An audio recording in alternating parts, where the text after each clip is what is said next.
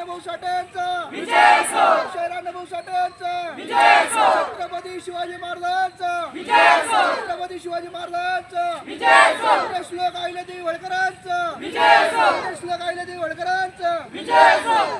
मान गारुडी समाजाला न्याय झालाच पाहिजे मान गारुडी समाजाला न्याय झालाच पाहिजे. सर्वांना जय भीम.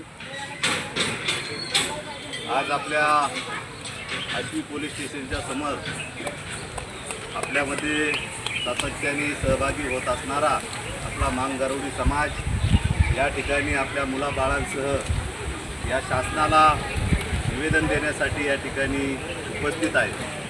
खऱ्या अर्थाने आश्वी ग्रामपंचायतनी अतिक्रमणाच्या नावाखाली जी काही नोटीस पाठवली ती नोटीसच या ठिकाणी अनलिगली आहे.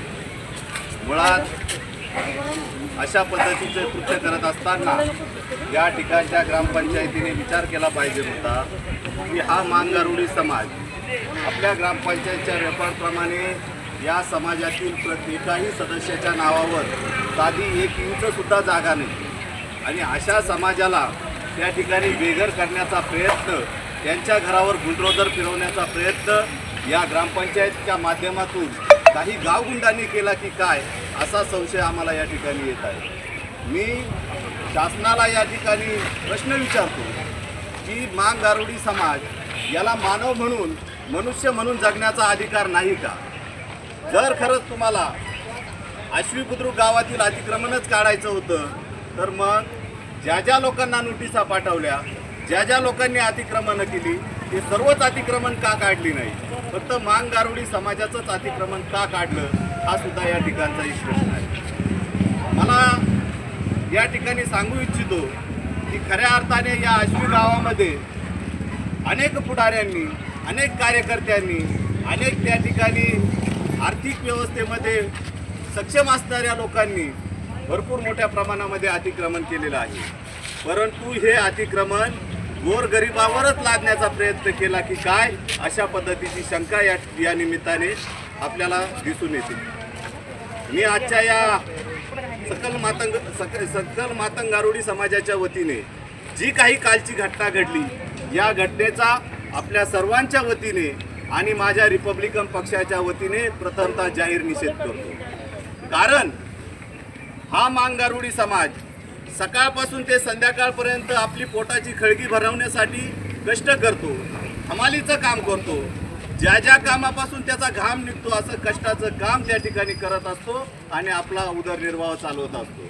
आज आपण बघितलं की आपल्या मतदारसंघामध्ये अनेक अतिक्रमणं काढली गेली. त्याच्यामध्ये मी 2च उदाहरण देईन की शिर्डीसारख्या ठिकाणी, राहत्यासारख्या ठिकाणी वसाहतीचा जो प्रश्न होता त्या वसाहतीमध्ये अनेक शासकीय जागेवर अतिक्रमण झालेलं होतं. परंतु अतिक्रमण करत असताना अनेक वर्षापासून त्या ठिकाणी ते अतिक्रमणधारक त्या ठिकाणी वास्तव्यास होते. मग काय करण्यात आलं तर पहिल्यांदा त्यांना पर्यायी जागा उपलब्ध करून देण्यात आल्या, त्यांना पक्के घरं बांधून देण्यात आले आणि त्यानंतर ह्या कारवाया करण्यात आल्या. दुसरी गोष्ट अशी आहे की कोल्हारमध्ये जर आपण बघितलं तर त्या ठिकाणी अनेक टपऱ्याधारकांनी अतिक्रमण केलेलं होतं.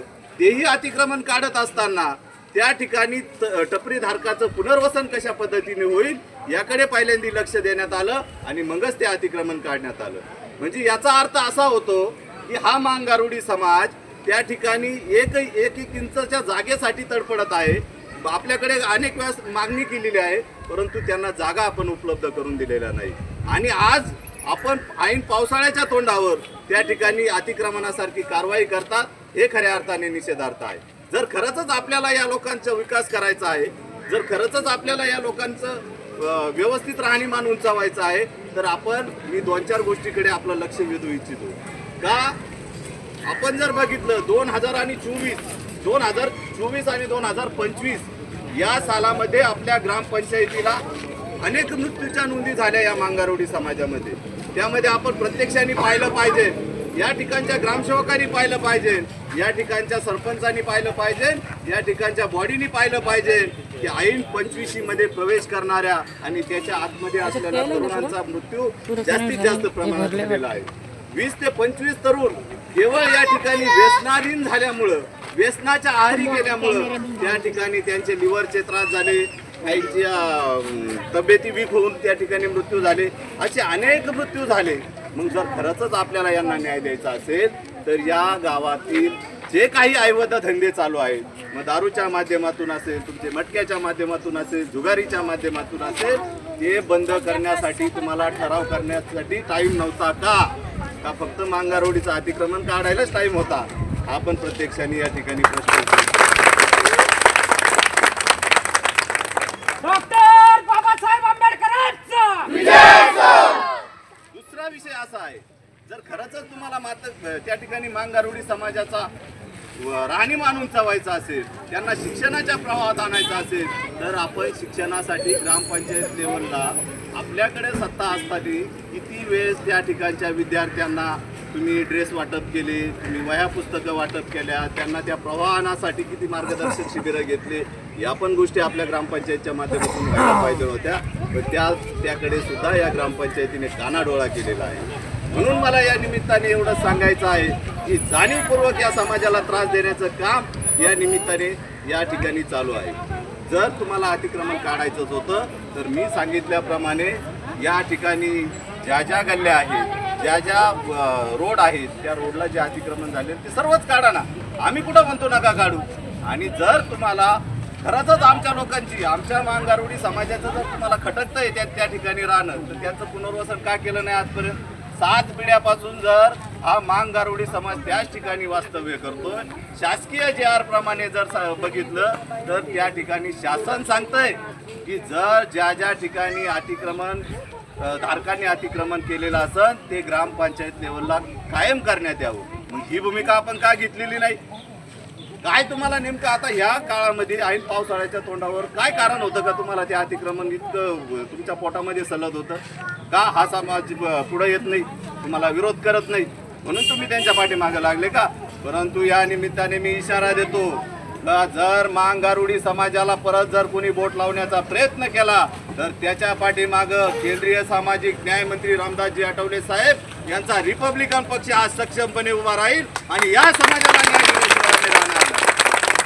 भविष्यामध्ये रस्त्यावरची लढाई सुद्धा आम्ही या समाजासाठी लढणार आहोत. त्यामुळे या निमित्ताने मी शासनाला विनंती करतो, शासनाला इशारा देतो की भविष्यामध्ये जे जे प्रश्न उद्भवणार आहे त्या अतिक्रमणासंदर्भामध्ये ज्या ज्या अधिकाऱ्यांनी अनलिगली कारवाई केलेली असेल, मग त्यात ग्रामसेवक असेल, सरपंच असेल, बॉडी असेल किंवा अन्य कोणी अधिकारी असेल, त्यांच्यावर त्वरित कारवाई झाली पाहिजे अशा पद्धतीची जाहीर मागणी मी या निमित्ताने करतो.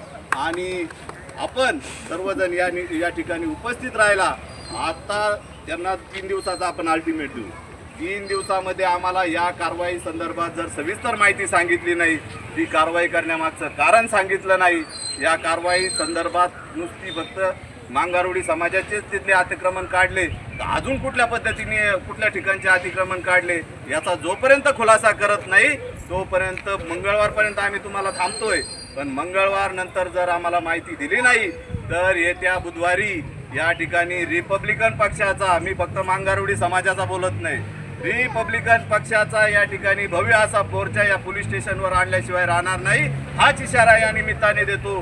पुन्हा एकदा सांगतो की जी काही कारवाई झाली ती अत्यंत चुकीची आहे. मांगारोडी समाजाला न्याय देण्यासाठी आम्ही अहोरात्र त्यांच्या पाठीशी राहू. त्यांच्यावर जर कोणी दडपण आणत असेल तर त्या दडपणाला सुद्धा उत्तर देण्याची ताकद आमच्यामध्ये आहे आणि त्याला भविष्यामध्ये आम्ही उत्तर दिल्याशिवाय राहणार नाही. या ठिकाणी हा लढा उभारत असताना आमचा अमोल असेल, उमेश असेल, नंदू असेल, या ठिकाणी गायकवाड असेल, सचिन उपाध्याय असेल, बाकी सर्व कार्यकर्ते, आमचा अनिल बर्डे एकलव्य संघटनेचा तालुका अध्यक्ष आहे आणि आपण सर्व तरुण आणि महिला वर्ग यांना मी शब्द देतो की भविष्यामध्ये आपल्याला कोणतीही अडचण येऊ द्या, हा आशिष शेळके तुमचा भाऊ म्हणून त्या ठिकाणी कायम तुमच्या सोबत राहील एवढा शब्द देतो. झालेल्या घटनेचा जाहीर निषेध करतो आणि अधिकाऱ्यांना या ठिकाणी सांगतो की जर मंगळवारपर्यंत आम्हाला खुलासा केला नाही तर बुधवारी आश्वी पोलीस स्टेशनवर भव्य असा मोर्चा आणल्याशिवाय राहणार नाही. आणि मी पुन्हा तेच सांगतोय की ज्या ज्या गोष्टीमुळं या समाजाला त्रास होतो त्या गोष्टीवर कारवाई झालीच पाहिजे, अशा पद्धतीची भूमिका आजच्या या निवेदन देण्याच्या कार्यक्रमामध्ये घेतो. याच ठिकाणी थांबतो. जय भीम, जय भारत, जय संविधान. डॉक्टर बाबासाहेब आंबेडकरांचं डॉक्टर बाबासाहेब आंबेडकरांचं लोकशाही राणाभाऊ साठे यांचं लोकशाही राणाभाऊ साठे यांचं छत्रपती शिवाजी महाराजांचं छत्रपती शिवाजी महाराजांचं पुण्यश्लोक अहिल्यादेवी होळकरांचं पुण्यश्लोक अहिल्यादेवी होळकरांचं नहीं चलेगी नहीं चलेगी अरे नहीं चलेगी नहीं चलेगी अरे नहीं चलेगी नहीं चलेगी अरे बोल तरुणा अरे बोल तरुणा जात पात पे बोल तरुणा जात पात पे हुकुमशाही पे